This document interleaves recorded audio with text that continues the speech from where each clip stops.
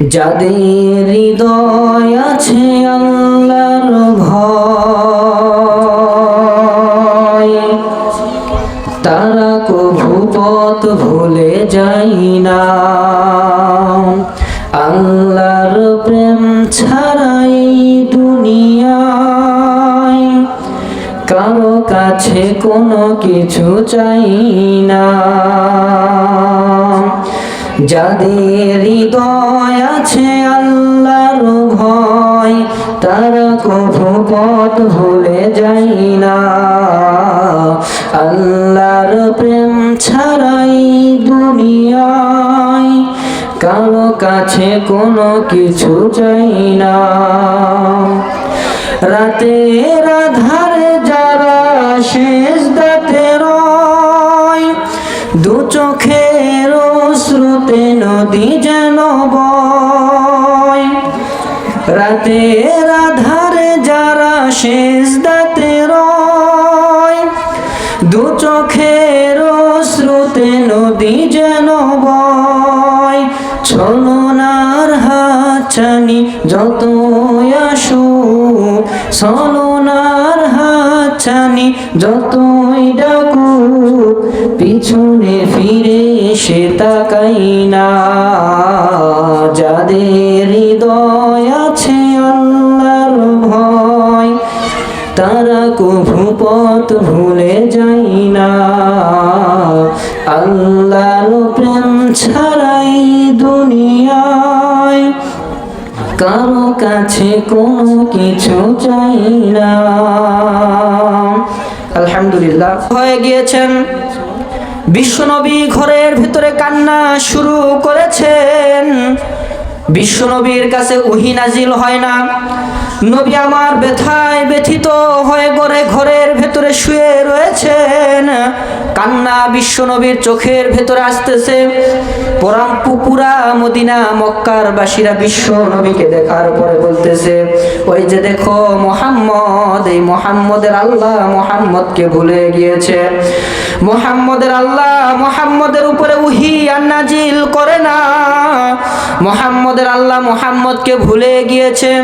বিশ্বনবী আমার যখন ঘরের ভেতরে কান্না করতেছেন, আমার আল্লাহ বিশ্বনবীর উপরে আয়াত নাজিল করেছেন। আমার আল্লাহ ডাকতে বলেন, ওয়াদ-দুহা ওয়াল-লাইলি ইযা সাজা মা ওয়াদ্দাআকা রাব্বুকা ওয়া মা ক্বালা। বিশ্বনবীকে আমার আল্লাহ জানায় দিচ্ছেন, ওগো নবী আপনি কাঁদবেন না, আপনি কোনো পেরেশানি করবেন না, আপনি চিন্তিত হবেন না। মক্কার ভেতরে বিশ্বনবীর উপরে যখন আয়াত নাজিল করা হতো, নবী সমস্ত আয়াতগুলি মানুষদেরকে সুন্দর করে বলে দিতেন, সুন্দর করে আয়াতগুলিকে তেলাওয়াত করে কাফেরদেরকে শুনিয়ে দিতেন। কিন্তু কয়েকদিন যাবৎ বিশ্ব নবী আমার কোরআনুল কারীম থেকে আয়াত তেলাওয়াত করে না, মানুষদেরকে সুন্দর করে আয়াতগুলো নবী আমার শোনায় না। কাফেররা বিশ্ব নবীকে দেখার পরে হাসি ঠাট্টা শুরু করেছে। কাফেররা ডাকতে বলে, ওই যে দেখো মুহাম্মদ, যার আল্লাহ মুহাম্মদকে ভুলে গিয়েছে, মুহাম্মদের উপরে আর ওহী নাজিল করা হয় না, এই মুহাম্মদকে আমার আল্লাহ ভুলে গিয়েছে, কোরআনুল কারীমের আয়াত নাজিল করা হয় না। এরকম ভাবে মুহাম্মদকে যখন হাসি ঠাট্টা করতেছে, আমার আল্লাহ কোরআনুল কারীমের ভেতরে সুন্দর করে আয়াত নাজিল করে দিলেন। আমার আল্লাহ কোরআনুল কারীমের ভেতরে আয়াতটা নাজিল করে বলেন, ওয়াদ-দুহা ওয়াল-লাইলি ইযা সাজা মা ওয়াদ্দাআকা রাব্বুকা ওয়া মা ক্বালা। বিশ্বনবীকে আমার আল্লাহ জানায় দিচ্ছেন, ওগো নবী আপনি ব্যথা পাবেন না, আপনি কান্না করবেন না, আপনি পেরেশানি হবেন না। আপনার আল্লাহ আপনাকে ভুলে যায় নাই, আপনার আল্লাহ আপনাকে পরিত্যাগ করে নাই। ওয়াদ্দুহা দ্বারা আমার আল্লাহ বিশ্ব নবীকে ডেকেছেন, ডাক দিয়ে বলেন ওয়াদ্দুহা, আমি দিনের কসম করে বলি, ওয়াল্লাইলি ইযা সাজা, লাইলি মানে হচ্ছে রাত, সাজা মানে হচ্ছে গভীর রাত। আমার আল্লাহ গভীর রাতের কসম খাইলেন। আমার আল্লাহ বললেন গভীর রাতের কসম করে আমি বলি, ওগো নবী আপনি কান্না করবেন না। শেষ রাতের আমার আল্লাহ কসম কেন খেয়েছেন?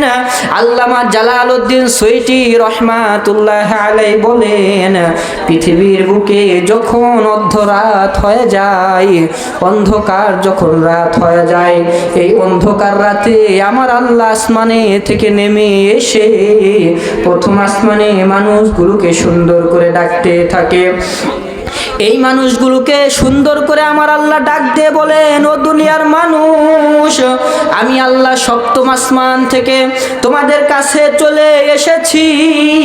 তোমাদের কার কি দরকার আছে, কার কি প্রয়োজন রয়েছে, আমি আল্লাহর কাছে চাও, আমি আল্লাহ দেওয়ার জন্য রেডি হয়েছি। যখন আমার আল্লাহ সর্বনিম্ন আসমানে এসে ডাকতে থাকে, তখন মানুষেরা নামাজের ভেতরে লিপ্ত হয় না, মানুষেরা ঘুমের ভেতরে লিপ্ত থাকে।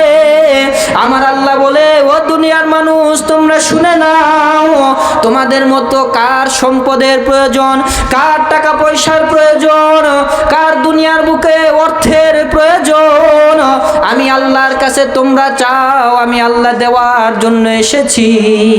এরকম ভাবে আমার আল্লাহ সর্বনিম্ন আসমানে আসেন এবং মানুষদেরকে শেষ রাতে সুন্দর করে ডাকাডাকি করেন। এই রাতের আমার আল্লাহ কসম খেয়েছেন, ডাকতে বলেন ওয়াল্লাইলি ইযা সাজা, আমি কঠিন রাতের কসম খাইলাম। ওগো নবী আপনাকে আমি পরিত্যাগ করি নাই, আপনাকে আমি ছেড়ে দেই নাই, আপনাকে আমি বাদ দেই নাই, আপনার উপরে ওহী নাজিল করা আমি বন্ধ করেছি। এর কারণ হচ্ছে, ও নবী আপনাকে বেশি বেশি যদি ওহী নাজিল করা হয়, আপনার উপরে বেশি বেশি যদি কোরআনের আয়াতকে নাজিল করা হয়, তাহলে আপনি এর ভার সহ্য করতে পারবেন না, এর কষ্টগুলি আপনি সহ্য করতে পারবেন না। এই কারণে আপনার উপরে ওহী বন্ধ করা হয়েছে। ও নবী আপনি কান্না করবেন না। এরপরে কাফেররা যখন বিশ্ব নবীকে ডাকতে বললেন, ও মুহাম্মদ কি হয়েছে, তোমার আল্লাহ কি তোমার। সমস্ত প্রশংসা সেই মহান রব্বুল আলামিনের জন্য, যে আল্লাহ পাক রব্বুল আলামিন আমাদেরকে দয়া করে মায়া করে মেহেরবানি করে পবিত্র মাগরিবের নামাজ পড়ার পরে একটা দ্বীনি মজলিস জান্নাতের বাগানে আমাদেরকে আসার বসার তৌফিক দান করতেছেন। সেই মহান রব্বুল আলামিনের দরবারে আমরা অন্তর খুলে জবান খুলে জোরে সোরে শুকরিয়া আদায় করি। সকলেই বলি আলহামদুলিল্লাহ। যিনি সরদারে দু আলম সাইয়্যিদুল মুরসালিন রাহমাতুল লিল আলামিন খাতামুন নবিয়্যিন, যিনার সম্মানিত নাম মুহাম্মদুর রাসূলুল্লাহ, আমরা সকলেই বলি সাল্লাল্লাহু আলাইহি ওয়াসাল্লাম। আল্লাহ পাক রব্বুল আলামিন আমাদের গ্রামে, আপনাদের এই গ্রামে কত সুন্দর একটা জান্নাতের বাগানের পরিবেশ করার তৌফিক দান করেছেন। এই জন্য আরো একবার আমরা জবান খুলে শুকরিয়া আদায় করি, সকলেই বলি আলহামদুলিল্লাহ। রাসূলুল্লাহ সাল্লাল্লাহু আলাইহি ওয়াসাল্লাম হাদিস শরীফের ভিতরে বলেছেন, যে ব্যক্তি দ্বীনি কথা শোনার জন্য একটা মাহফিলের ভিতরে বসলো এবং সুন্দরভাবে কোরআনের কথা হাদিসের কথা অন্তর দ্বারা সুন্দরভাবে শ্রবণ করলো এবং এই কথা অনুযায়ী নিজে আমল করার চেষ্টা করলো, রব্বুল আলামিন বলেছেন তার জিন্দেগির ভিতরে যত সগীরা গুনাহগুলি রয়েছে, আমার আল্লাহ পাক রব্বুল আলামিন তার জিন্দেগির সমস্ত সগীরা গুনাহগুলোকে ক্ষমা করে দেয়। চিল্লায়ে বলেন সুবহানাল্লাহ। আল্লাহ পাক রব্বুল আলামিন এই দ্বীনি মাহফিলে বসলে আপনার আমার জিন্দেগির গুনাহ খাতাগুলোকে মাফ করে দিবে। এই সৌভাগ্য পৃথিবীর বুকে যারা বসতে পারে নাই তাদের কখনো হইতে পারে, কিন্তু দ্বীনি মাহফিলে যারা বসেছে তাদেরকে আমার আল্লাহ তাআলা এই সুন্দর সৌভাগ্যটা দান করেছে যে দ্বীনি মাহফিলে যে ব্যক্তি বসবে আমার আল্লাহ তাআলা খুশি হয় তার জিন্দেগির গুনাহ খাতাগুলোকে মাফ করে দিবে। আল্লাহ পাক রব্বুল আলামিন পবিত্র কোরআনুল কারীমের ভিতরে একটা সূরা নাযিল করেছেন, সূরার নাম হচ্ছে সূরাতুদ দুহা। আল্লাহ পাক রব্বুল আলামিন সূরাতুদ দুহা নাযিল করার পরে পুরা পৃথিবীর মানুষগুলোকে সুন্দরভাবে জানিয়ে দিচ্ছেন, মানুষরা তোমরা শোনো, আমার আল্লাহ পাক রব্বুল আলামিন পুরা পৃথিবীর বুকে যত মানুষ রয়েছে এই সমস্ত মানুষগুলোদেরকে সুন্দর করে আমার আল্লাহ তাআলা জানিয়ে দিচ্ছেন, যে ব্যক্তিরা বিশ্ব নবীকে ভালোবাসবে, যে ব্যক্তিরা বিশ্ব নবীকে মহব্বত করবে, বিশ্ব নবীর ভালোবাসা যে ব্যক্তি অন্তরের ভিতরে রাখবে, আমার রাসূল সাল্লাল্লাহু আলাইহি ওয়াসাল্লাম হাদিস শরীফের ভিতরে বলেছেন, লা ইউমিনু আহাদুকুম হাত্তা আকুনা আহাব্বা ইলাইহি মিন ওয়ালিদিহি ওয়া ওয়ালাদিহি ওয়ান নাসি আজমাইন।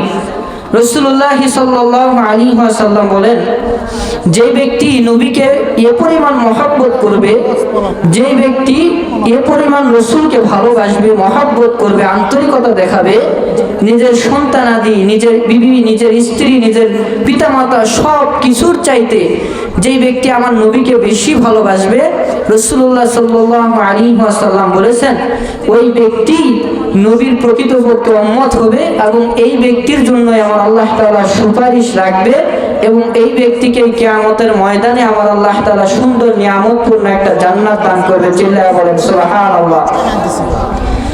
বিশ্বনবী আমার ব্যথায় ব্যথিত ময়দানে আমার আল্লাহ তাআলা করিম ونحن على ذلك من الشاهدين والشاكرين والذاكرين والحمد لله رب العالمين।